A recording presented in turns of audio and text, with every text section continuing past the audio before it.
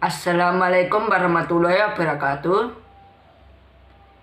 Kami dari kelompok 6 yang beranggotakan 1. Esa Agung Prihata, nomor absen 11. 2. Muhammad Iqbal Ilham Prabowo, nomor absen 19. 3. Muhammad Bintang Akbar, nomor absen 21.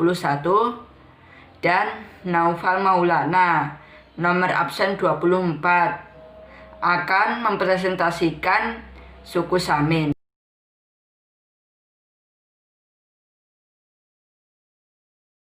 Suku Samin tersebar pertama kali di daerah Klopo Dhuwur, Blora, Jawa Tengah pada tahun 1880 oleh Samin Suro Sentiko yang lahir pada tahun 1859 di Desa Ploso, Kediren, sebelah utara Randu Blatung, Kabupaten Blora, Jawa Tengah.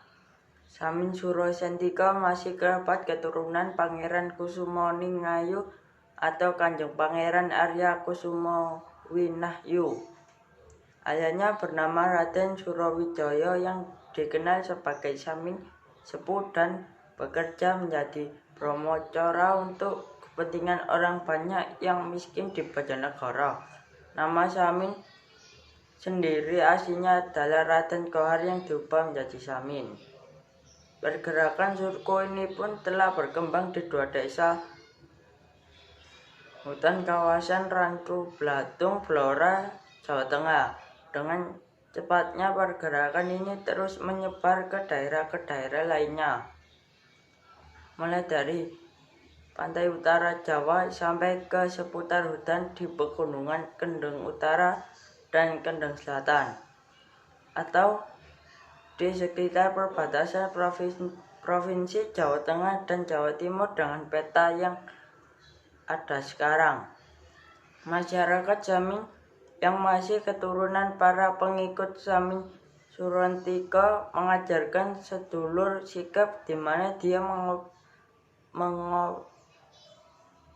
mengorbankan semangat perlawanan terhadap Belanda dalam bentuk lain di luar kekerasan. Seduluran sikap hidup secara tersebar di pantai utara Jawa Tengah seperti Kudus, Rembang, Bojonegoro, dan Ngawi. Sebelum mengikuti pemahaman Samin, mereka berpaham bahwa tanah dan udara adalah hak milik komunal yang merupakan perwujudan kekuasaan Tuhan Yang Maha Esa. Mereka menolak berbicara dengan masyarakat lain dan para pengelola dengan bahasa krama. Sebagai gantinya, para orang Samin memperjuangkan hak-haknya dalam satu bingkai menggunakan bahasa sama, Jawa Ngoko Kasar alias tidak taklim. Berikut ajaran-ajaran yang diajarkan orang Samin yaitu agama iku gaman, adam pangucape man gaman lanang. Agama adalah senjata dan pegangan hidup.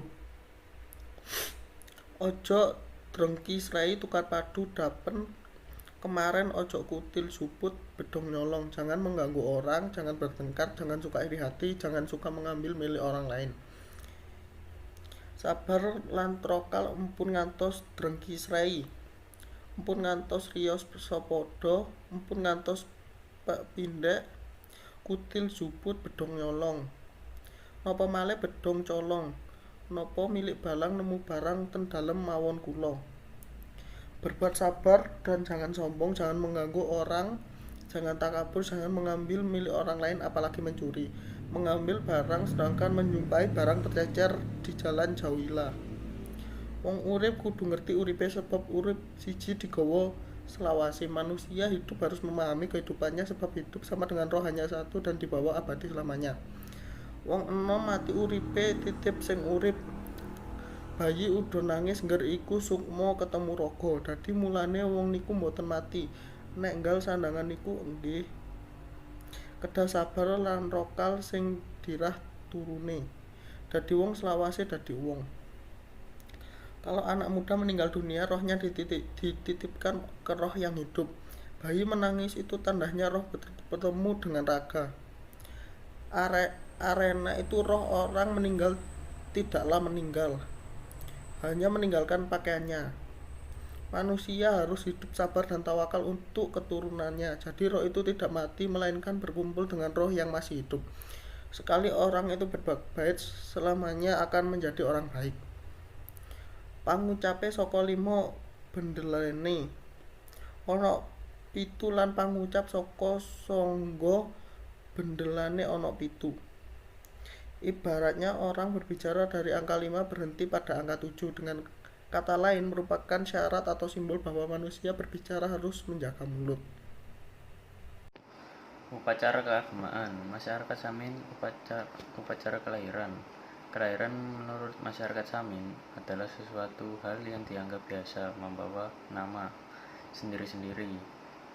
Anggapan orang Samin brokohan bancaan bel-bel yang setelah sang bayi berusia 5 hari saja, dan mereka beranggapan bahwa seorang yang baru lahir telah nama atau jeneng itu dibagi menjadi jeneng lanang laki-laki dan jeneng wedok. Ketika bayi menangis dalam bayi itu, sang bayi sudah ada roh dan telah mendapat tempat ngenger mengabdikan hidup. Sama seperti masyarakat Jawa, pada umumnya masyarakat Samin juga mengenal dibagi-bagikan kepada tetangga dinamakan brokohan turunan. Kemudian dibuatkan juga bel-bel sepasaran. Lalu pada saat bayi berusia 9 hari juga dibuatkan bel-bel salapan. Upacara khitan atau ditoreh.